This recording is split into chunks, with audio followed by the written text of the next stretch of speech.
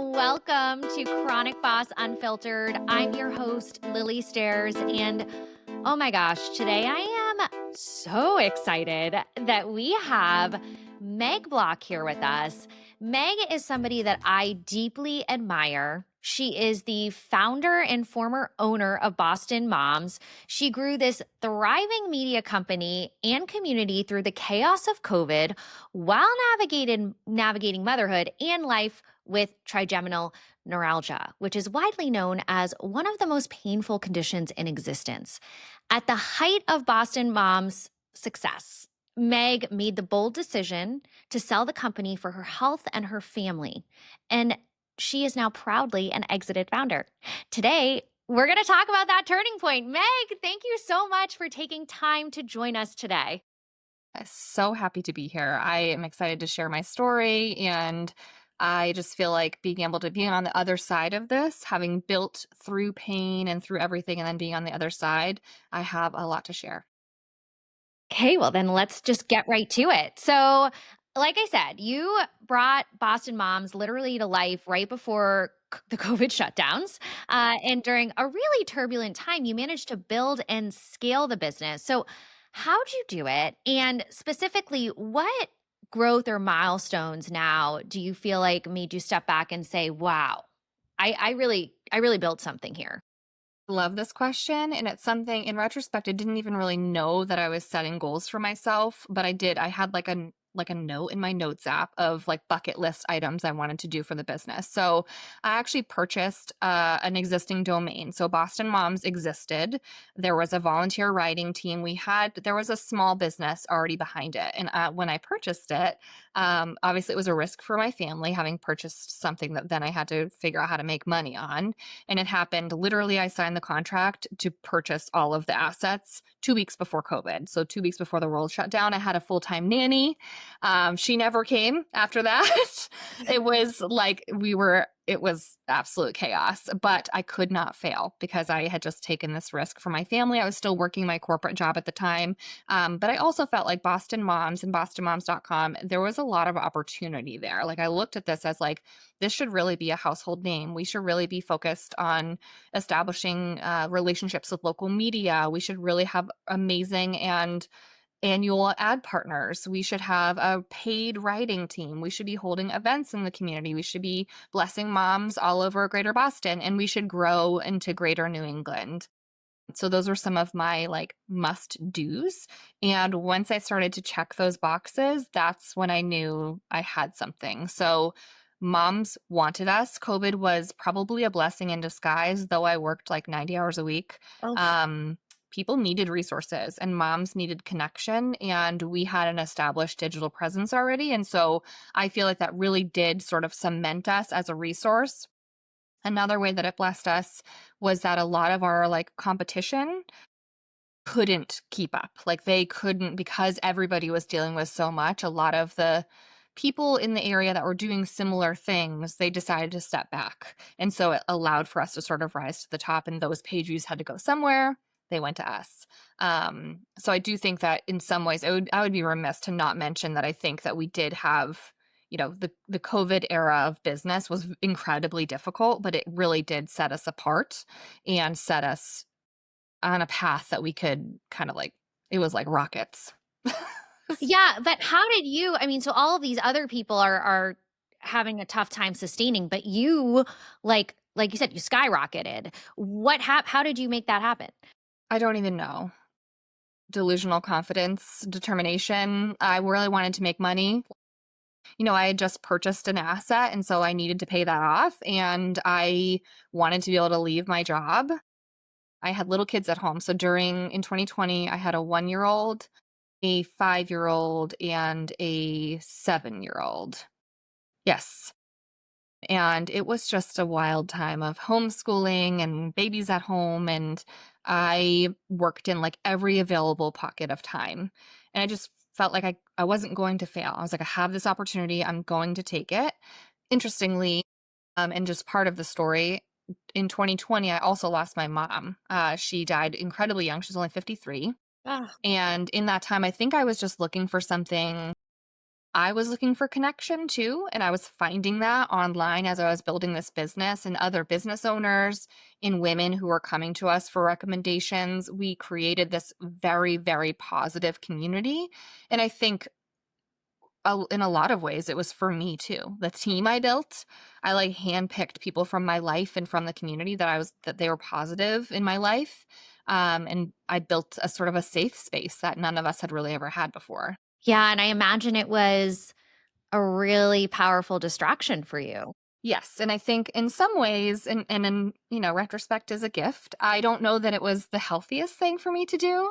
I think there was a lot of self-sacrifice there. I don't regret any of it because I think that it all had a purpose, but the amount of time that I put into the business might not have been the healthiest thing. I think it was great for the business. For me, and we can talk about this, I think I slowly started to lose myself a little bit because I was giving every bit that my family wasn't getting, the business was getting, which meant that I was getting like nothing. Yeah, it's something that I've been talking to a lot of founders about is that we do throw ourselves into our businesses as a distraction because we love it and we can love it and we can be passionate about it, but there is that line of toxic grit as Amanda Getz has been talking about in her top book. But I actually went through something similar in that, but I was single for a long time and I was lonely during COVID. I was living by myself. And so one business wasn't enough. I had to start a second one so that I could just keep throwing myself into that. And there was a point at which I do feel like I lost some of my identity. And, we were talking about this before. I was starting to lose my health and these other parts of my life. So I get it, and I think it's very relatable. And I just think the power at which you said, okay, I need to take a step back, and I don't want to steal the thunder. I don't want to get ahead of ourselves. So we will talk about that and what made your decision to go ahead and sell. But I want to talk a little bit now about how you're building this business, your family, you're raising a family, young kids. You also are living with trigeminal neuralgia. We'll call it TN as we go through because that is a mouthful to say every time. But so for those who may not know, can you tell us more about TN and what it's like to live day to day with it? Sure. So a little bit of like history. I've suffered from migraines for most of my life, chronic. And so I have like rescue meds and I have see a neurologist. And so the world of neurology was not new to me. But in 2020, it's either 21 or 22. So I had lost my mom. I was building this business. Life is just lifing. Lots of things are happening. And I started to develop pretty significant facial pain, just kind of out of nowhere. Like it happened. We went to Disney as a family in late summer. I got home. We had COVID. I got home. I don't know if the virus like triggered it. I don't know. That's always been my thought is like something happened that like then I basically got inflammation around my trigeminal nerve. So your trigeminal nerve has 3 branches and it goes down the side of your face. And I didn't know what it was. I had this pain. I was like, oh my gosh, I must have a tooth abscess. I went to the dentist. X-ray showed nothing. I actually went to another dentist. They filled a small cavity, which was because they'll always find something.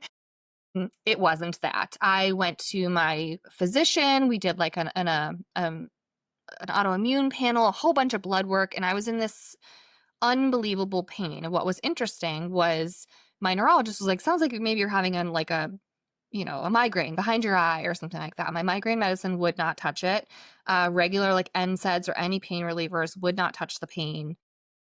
So in May of that next year of 2022, I was in so much pain. I'm mothering and running a business through this, like literally can barely keep my head up. And I told my mother-in-law, I called her and I said, you need to get the kids from school. I have to take myself to the hospital.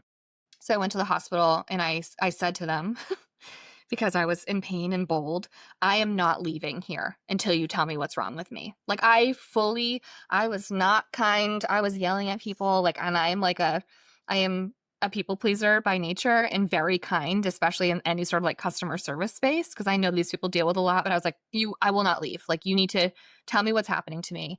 And a very, very kind physician, after a lot of testing, he came and he sat on the edge of the bed with me, and he was an older man, and he said, I would like your permission to give you a higher dose of Dilaudid, of like a real pain med. And I don't take pain, like I don't like pain medicine in general. And I was like, I'm not super comfortable with that. And I said, if my husband can come and he can be with me, then maybe we can do that. And so he said, okay, I have a reason to do this. Let's do this. I'll come back and see you once it's kicked in. And he came back and saw me, and he was like, tell me what your pain is. And I said a 10, but I don't care. And he said, I know what you have. You have trigeminal neuralgia. And he said, I know this. He said, I'm not a neurologist, but the trigeminal neuralgia pain cannot be, there's no effect. Like regular pain medicine has no effect on the pain. So you still feel the pain, but essentially you're on Dilaudid, so you don't care. And he said, you need to see a neurologist right away. This is what's known as like the worst pain known to man. And he said, it is actually, I'm going to lose what it's called, but it's like the suicide disease, because it is so painful that people just feel like they can't go on. Ugh. So I was like, well, great. What can we do about that? And so that's like the diagnosis history, but they didn't know why I would ever have that, because typically trigeminal neuralgia happens after some sort of trauma. So you can get it after a car accident. A famous person who has it, Travis Barker, got it after the airplane crash that he was in. It's usually like something has happened that like your nerve is now like firing all the time. So it's telling your body you're always in pain. And I didn't have anything like that. There was thankfully nothing structurally wrong with my brain. I had so many MRIs and CT scans and everything. They couldn't figure it out. They're like, something is there. There's inflammation around your trigeminal nerve, and we don't know why. And there's not much information about it because it doesn't happen to a lot of people, and it doesn't happen to a lot of women in their 30s. So the only option that I was given was to take a really high dosage of an anticonvulsant, gabapentin, which a lot of our chronic illness friends will know about, and steroids and other things to try to calm the nerve down. And I found that it provided me with no relief. The only thing that provided me with relief was just like luck or chance. Like sometimes I would have no pain.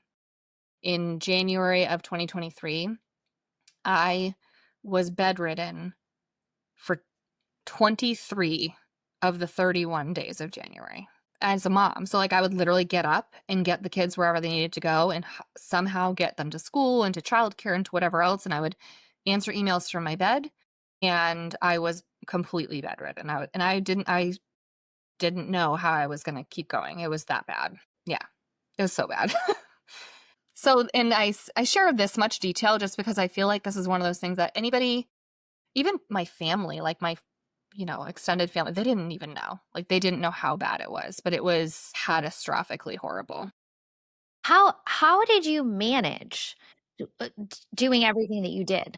I mean, I think that's one of those things where it's just like, we just do, especially women. We just do. I don't know. Like when I think about it, I did stop taking care of myself. So that is, I let a lot of things go. So like I was literally surviving on like buttered noodles. I did not exercise because I couldn't. Like I let go of a lot of things. I stopped going. My kids, I remember saying to my husband, I'm worried my kids are only going to remember me lying down, because I was just always horizontal. It was horrible.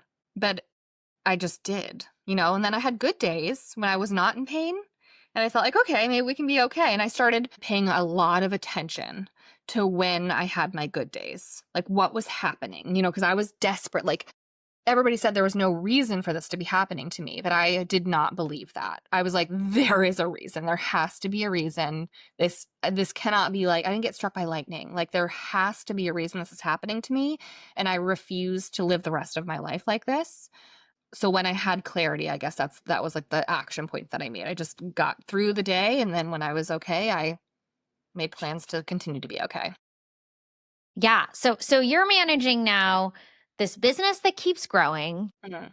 your family, 3 children who you're responsible for, and you have this horrific chronic pain many days that you're living with, and it's unpredictable. You don't really know when it's going to hit and when it's not and how bad it's going to be.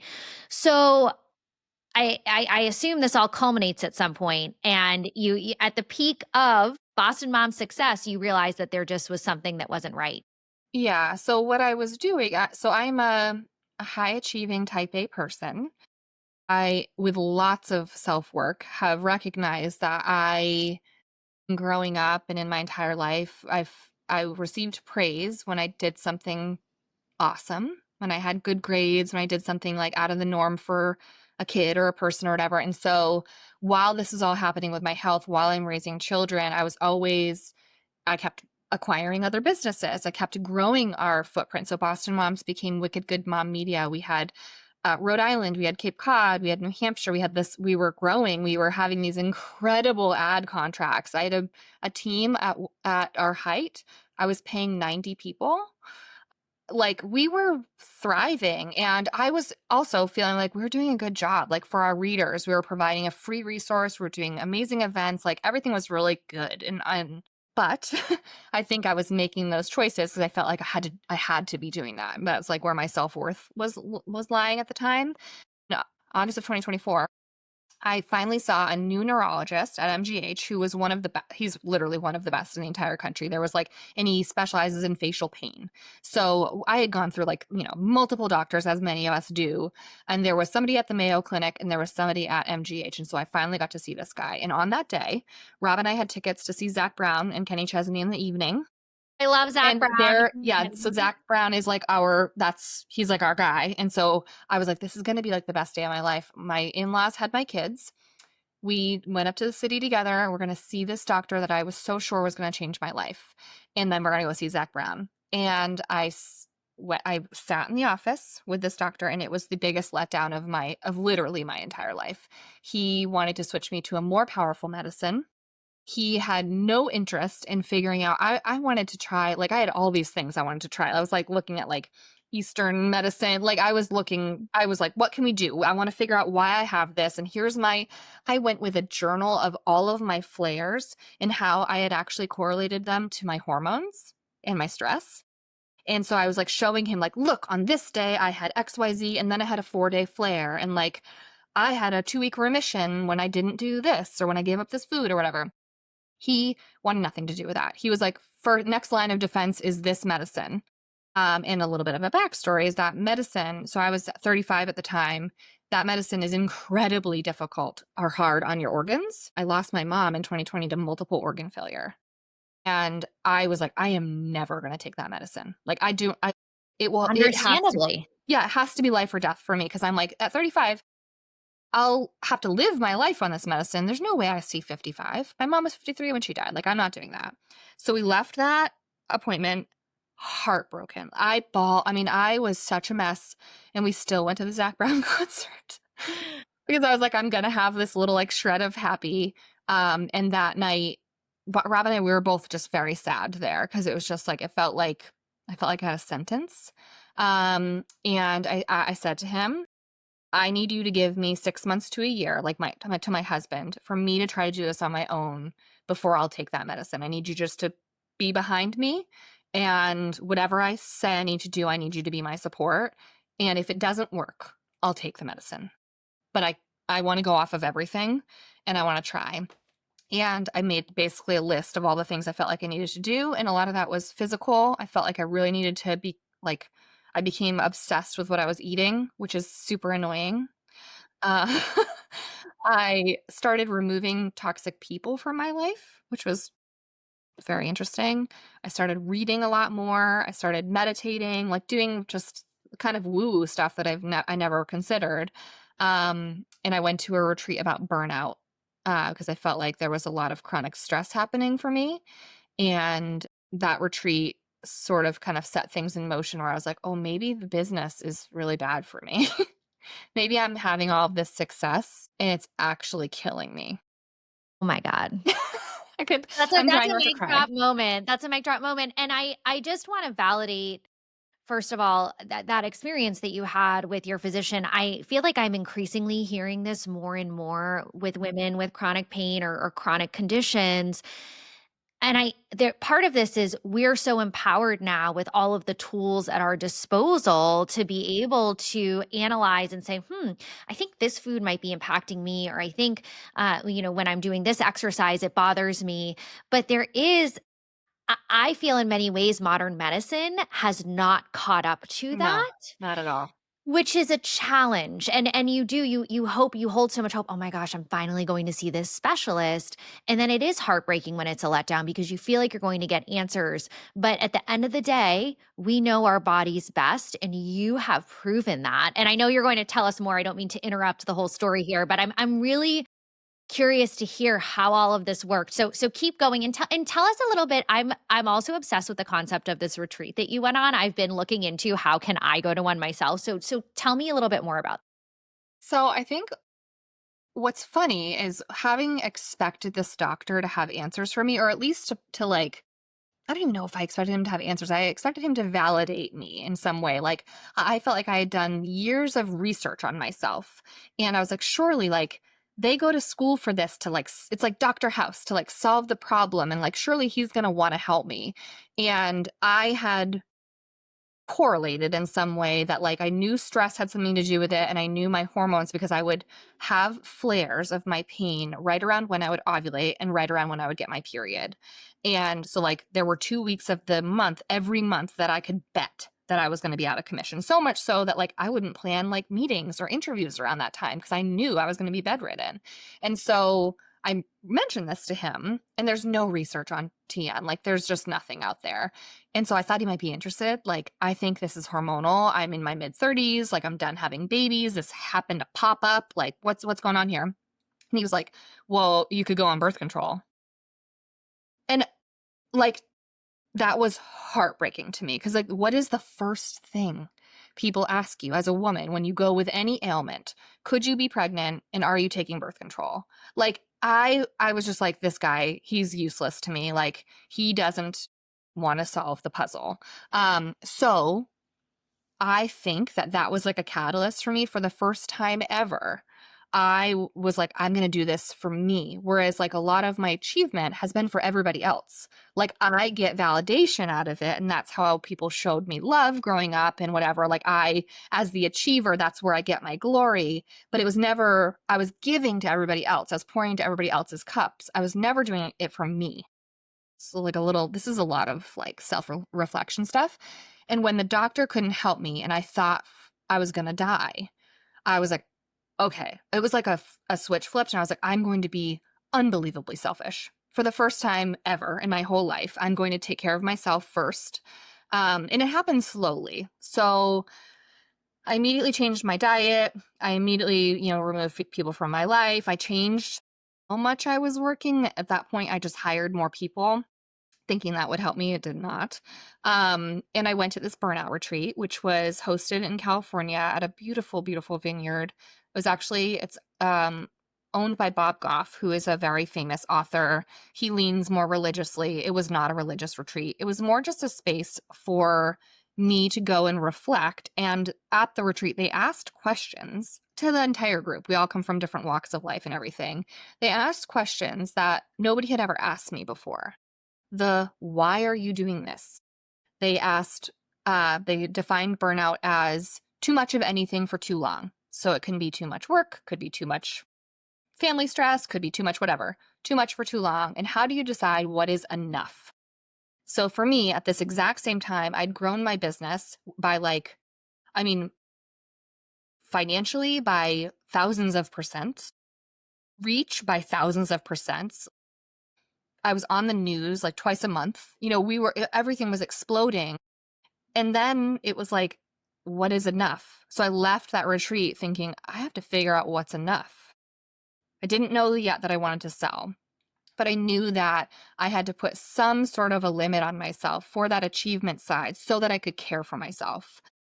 So at that point, I thought I probably need to seek funding because we're doing so well, but I've done as much as I can do. Like, I've gone as far as I can go. I've met all the people that I think I can meet on my own, those kinds of things. And so we probably need funding so that we can get to that next level of reach. And then I'll figure out what's enough. I started to become more healthy. I started to, over the course of the year, by the early 2025, I was feeling better. But as I was figuring out if I was going to seek VC funding, I realized it was actually not going to take anything off of my plate. It was going to make my life even more stressful because then I had to report to a board and I had to uphold things I promised, whereas I had been bootstrapped, self-funded the entire time.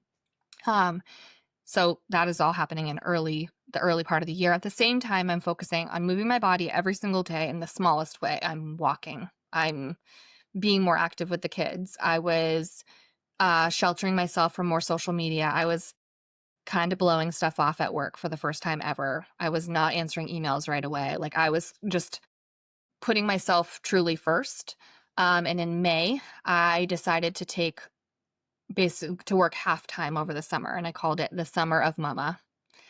And that really was when everything started to come into focus that I needed to sell the business when I took time off for the first time in 6 years.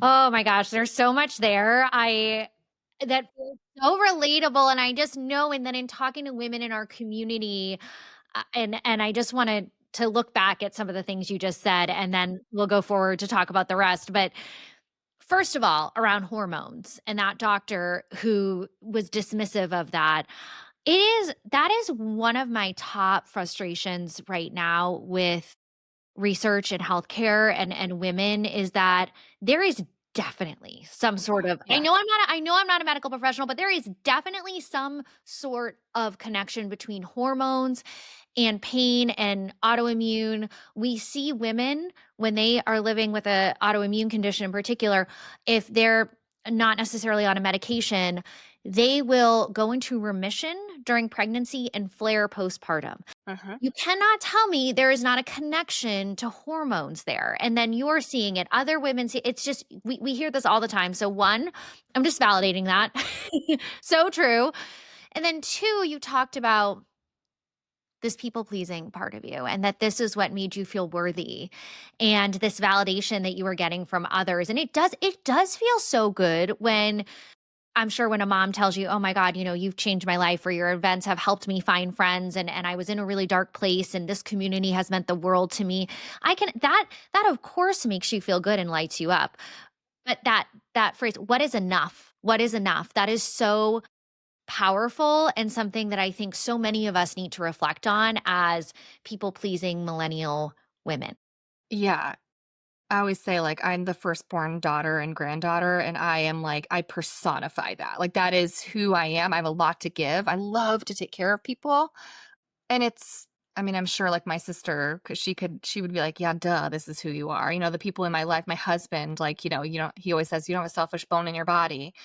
It's funny. One of the mistakes that I think I made in all of this was allowing the growth of this business to become so much of my identity, where I said things like, this is my life's work. And when I think back on that, like, I'm so proud of what I built with my team. And I still get women who come to me that say, like, thank you. I needed a space to be me and to feel celebrated and seen and heard and loved for the mom that I am. And you gave me that. And I feel so proud. And I feel so proud for checking all the boxes that I did. But I'm young. Like, that's not my life's work. That's a piece of what I've done. And so I think I was so wrapped in that we're doing it, we're achieving it, we're creating this really amazing thing, that I really did lose myself in it. And until somebody asked me to write down, how will I know when I have done enough? It literally, like, yeah, I have two things that changed my life in this space, and that retreat was one of them. I can't wait to go back someday. I wasn't one of those people at the retreat that was like, "Oh my God, this was amazing. Like, thank you so much. I'm like indebted to you forever." It took me time afterwards for me to be like, "Whoa, that really I reached out to one of the coaches there after, this summer when I was selling the business, to let her know, like, this is what this gave me. And she had I'm not a super fan or anything, but I was like, this really did, like, just taking the time and having somebody outside of my world ask me those questions was absolutely life-giving to me. Well, we'll have to drop the name of this retreat in the show notes so that 100%. you can find Yes. it. Yes, yes. Okay, so now we're at the summer of mama. Yep. Everything changes. What happened? Okay. So in the 6 years of building this business, I had never taken a vacation. It's like never. So much so, which is all done by me. I should say that. Nobody was making me. Nobody was forcing me. That is all my own doing. I also worked like 15 hours a day. Not straight, but in like pockets of time. So I would work a typical day when the kids were at school or childcare or wherever, and then I would work in pockets of time at night and at practices and everything. And in May, I was so profoundly burnt out. And I had had a couple of little comments from my kids in the springtime that just were really, really bugging me. My daughter was 5, almost 6 at the time, and we went skiing for the first time with her. And I brought my laptop because, of course, I did. And she said to me, and this is like out of the mouths of babes, she said, "When I'm a mommy, I'm not going to work on vacation." And it was like my life flashed before my eyes, because here I am building something that I thought was flexible around them. Here I thought I was building something. I'm taking care of all the other moms. I thought surely doing this is better than working for the man 9 to 5 so I can be with my kids. And my 5-year-old says when she's a mommy, she's not going to work on vacation. So I decided by the end of the spring, that when they were out for the summer, that they were going to get more of me. And so I called it the Summer of Mama, and I worked from 8 a.m. to 1 p.m. My team knew that. I laid off, or like paused the majority of my team. I only kept like 5 or 6 people to kind of keep things going. We didn't publish new content. I said, the people will not even notice. They won't notice. We're the ones who notice. I all of a sudden had this like awakening of like all of these pressures I've put on the business and on myself. People don't even notice. Like they don't even know. So I fulfilled all of the things we had to do, like all of our ad accounts, all of our events. We continued to do them, but I realized I could do them in part-time if I wasn't focused on growing, and if I wasn't looking at the reach metrics as much and like really putting a lot of weight into those. At the same time as announcing that I was going to pretty much pause everything and take the Summer of Mama, a book came out that I had pre-ordered called The Whisper Way by Carrie Kirpin. And I am not a paid spokesperson, though I'm obsessed with Carrie. This book, literally, it was the retreat, and then this book, it cemented for me that I needed to make a pretty significant change. But also that I had built something that was really valuable. And I didn't need to be ashamed of that the asset that I had, it was worth it. And that same question of what is enough kind of came through in Carrie's book too, like where you get to decide. You've built this lifestyle business. Like, you don't have to be a bajillionaire if you don't want to be. You don't have to go seek VC funding if you don't want to. So I read that book in May. I read it again in July with a different lens, because time does that for you. When I was taking time off with my kids, I realized I'm healthier. I was in the best shape of my life. I was giving myself more time every day. I was feeling like I really loved myself. That was coming through in all of my friendships and with my kids. The people that had been really loud in my life were really quiet because I wasn't on social media as much. And I realized, oh, maybe those aren't my people. They're just people. So I had all of these like things pop up. And in July, I like literally woke up one day and said to my husband, I think I need to sell the business. And he didn't even blink. He just said, okay. Like, that was it. I said to him, one of Carrie's book has a lot of exercises that help you just to sort of determine like where you're at, determine what value you have, and what kinds of, there's lots of things you need to consider as a woman who's going to be selling a business. And I had this idea in my head that if somebody showed up at my front door with a suitcase full of cash, how much would they have to offer me for me to walk away? For me to be like, you can have it, go ahead, like this is my life's work, but you can take it. So I had a number in my head, and I asked my husband the same thing. He's not involved in the business, but obviously he's been with me every step of the way, and we've reinvested every single dollar from day one into the business. So to grow it. So like we were not being personally bankrolled by the business. Like we were doing okay, but the money that the business was making, that thousands and thousands of percent over year, it was not coming back into our personal bank accounts. And so I felt like I had a responsibility to my family that I had given so much of myself over the last 6 years. They had to get something back. Like this had to help my family. Like I couldn't just give it away. And so he mentioned a number two that was pretty much in line with what I thought, as like that's your lowest point you'd walk away. And I don't even, I mean, after I said that, I told my dad, who also said, I think that's a good idea, buddy. And he is risk averse as a person. And so for him to say that, I thought was a big deal. And I started the process of trying to find a buyer. And I felt an unbelievable amount of peace around the decision. It was just like all of these things had sort of lined up. And I realized I am a healthier person. I'm better for all of the people who actually matter in the four walls of my home and in my small community. And I can still have an impact without letting this business kill me. The other important piece was that in pulling away from the business after, that neurologist appointment and knowing I need to spend more time on myself, I had very quickly become the cog in the wheel. So like things were not happening because of me. So I knew very clearly that if I wanted the business to succeed in the future, that it was not going to be me who was running it. Like I was definitely the limiting factor. And so knowing that we had this really amazing product that could still do really good stuff, and that I was not the one who was meant to lead it, it didn't have to be my life's work anymore, also provided that piece. Was like somebody else can take this and it can still live on and be successful. So many things in what you just said that I feel like I'm almost on the brink of tears, to be honest with you, just hearing all of this, because it's really resonating. And again, I know that it's going to resonate with so many in our community. And when you talked about Carrie's book, it's so important to think about how we chase, or how we are taught to chase, money and VC funding and all of those things. And when you become a founder and you're scrolling on social media, this is the content that you get served, and these are the people that you start comparing yourself to. And if you actually take a step back and say, wait, is that actually what I want? Like, sure, would it be nice to be a billionaire? Of course it would. Yeah. But at Sure. at what cost? At what cost does that come at? And I grapple with this a lot myself when I think about my first business, my consultancy.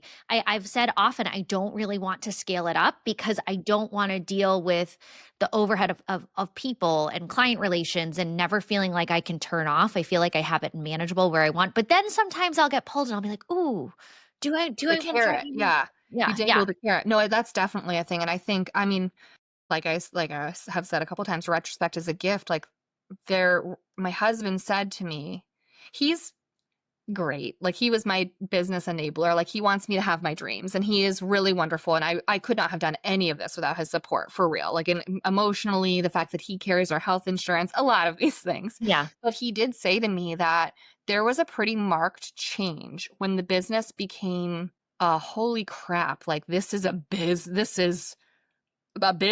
When it became that, I lost a lot of my joy. Like I stopped being able to do the stuff that I really liked, or the stuff that I really liked had to come less because that was not revenue generating. And I had all these people to pay and like things like that if you're not in business, you can't possibly understand, but like insurance and lawyers' fees and lots of other real tech. I mean, my tech stack was like $5,000 a month. Like it was so, so costly. And before I had all that fancy stuff, I was actually happier. So what you're saying about the consultancy, like I would encourage people, like it's almost like the saying, like, don't monetize your hobbies. Like if it's good and you love it, and Carrie's book does talk about this, you don't have to have an 8-figure exit. I did not. Like I had an exit that I think is really great. Like, but it's not something that's not going to be in like a hall of fame somewhere, but I still had something that was very valuable, that brought a lot of people a lot of good, and is going to be something that I will carry with me for my entire life as something I'm proud of. I'm in no better place or no worse place right now than I would have been if I held on to the business for 5 more years, got VC funding, had a valuation that, 10 times what I ended up getting, because I would have spent 5 more years of my life grinding for something that I knew in my heart I wasn't meant for anymore. Instead, I hope that the new owners take it for 5 years and do amazing things with it. And then if they have their 10 times valuation, like good for them. Like feel a lot of peace around knowing that it was time to exit. Yeah. Yeah. So tell me, what was the process like going through an exit? Because you Yes, are officially an exited founder, I which is am. pretty I feel cool. so good. Yeah. Okay. So another piece that I took with me from Carrie's book was that a lot of times women specifically, so women exit businesses profitably at a much, like at a fraction of what men do. And a lot of times when you go to the buying table, you're surrounded by a bunch of dudes who most times don't really understand what you've created. So for me, I did have some conversations with private equity, and I found pretty quickly that they felt really yucky. Like I was like, this just does not feel good. Like they were giving me numbers that were astronomically huge that I was like, whoa, that would be amazing. But I felt like they didn't understand the business.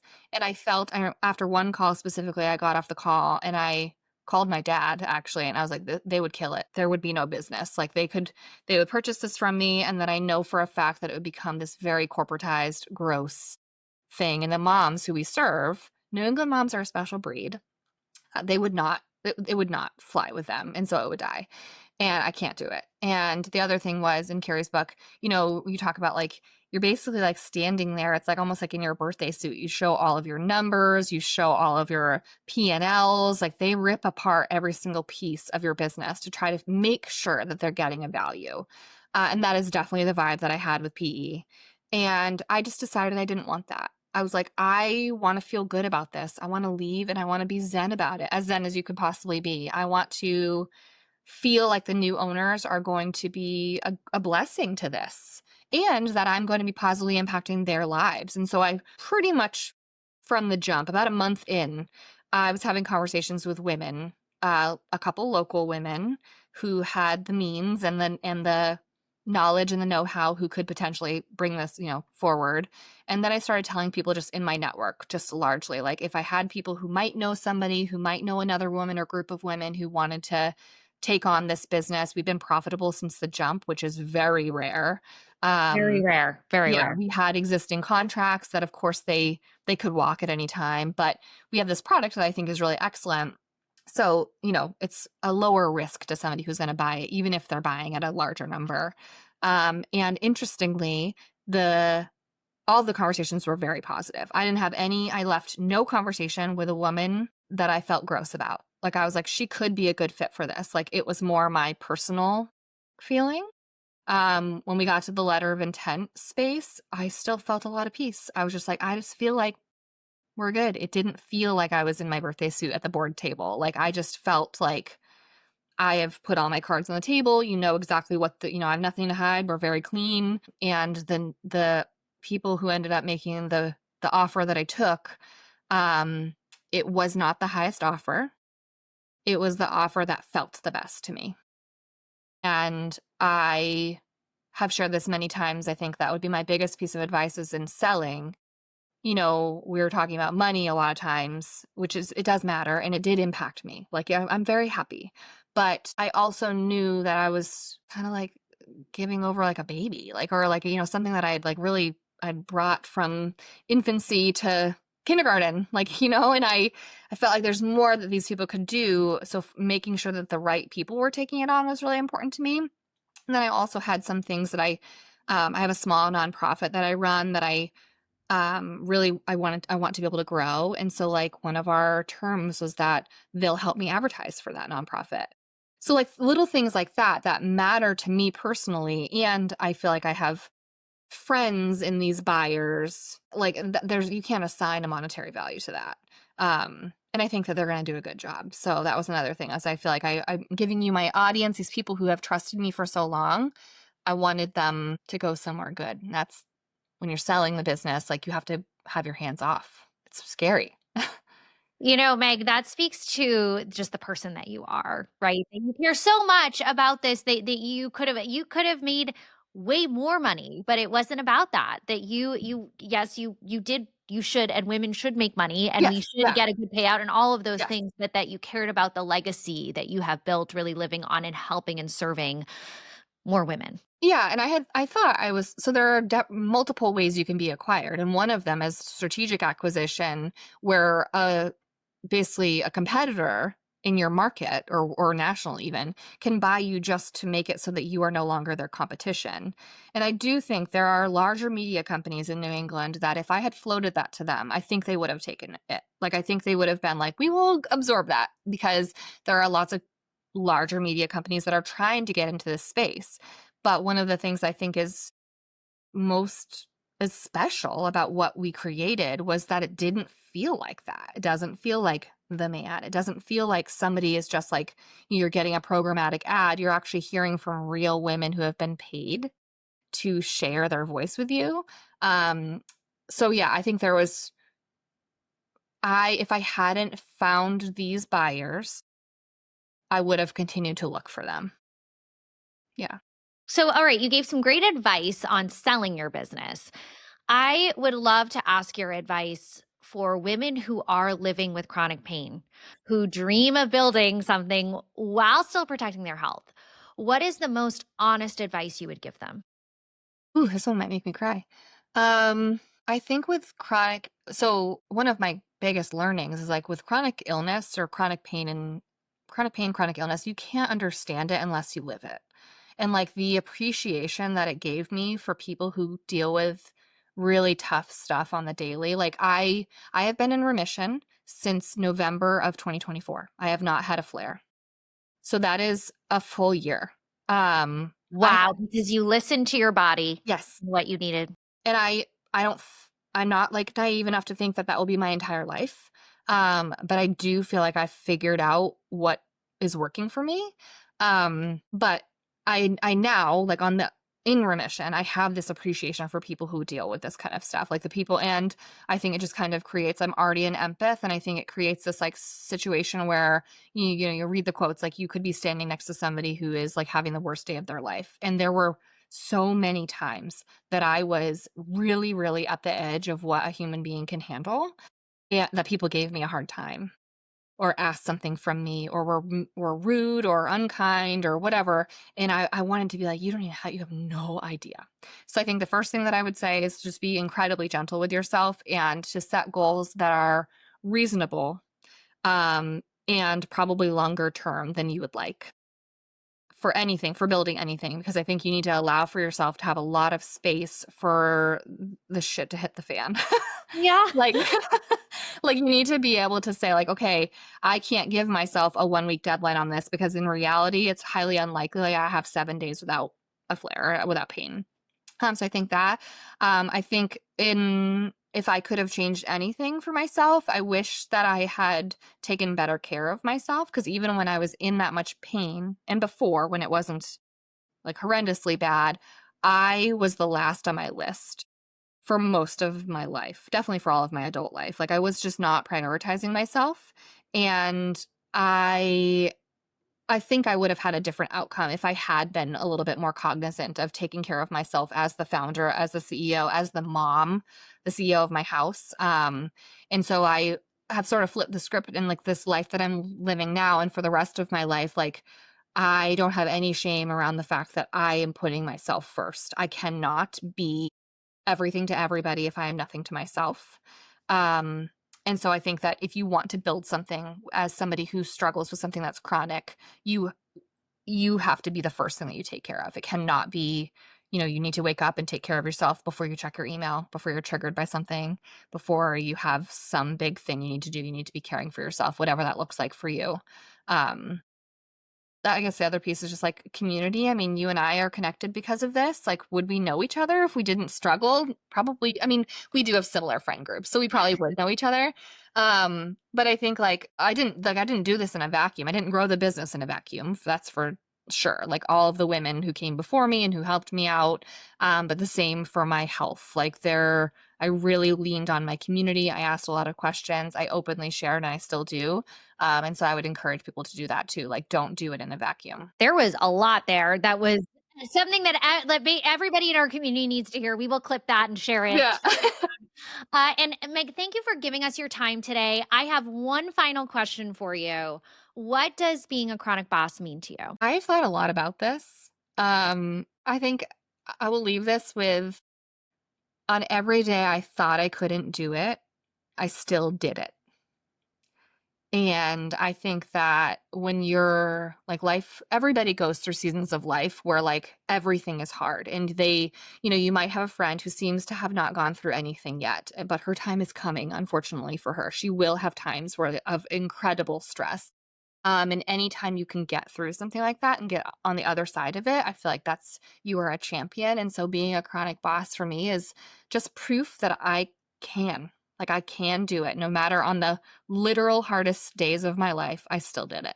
Meg, you're extraordinary. This conversation has been so powerful and valuable for me, and I know it will be for all of our fellow chronic bosses. Thank you Thank you for having me. for leading and for setting this beautiful example of how we can live and embrace all parts of ourselves and not put unnecessary pressure on ourselves to perform for others. And I think there's one big takeaway for everyone. I hope that you all take time to look inward and think about putting yourself first so that you can then go ahead and help others when it serves you and when it's not going to run you into the ground. So thank you, Meg, for being here and for being the most amazing chronic boss. Thanks for having me.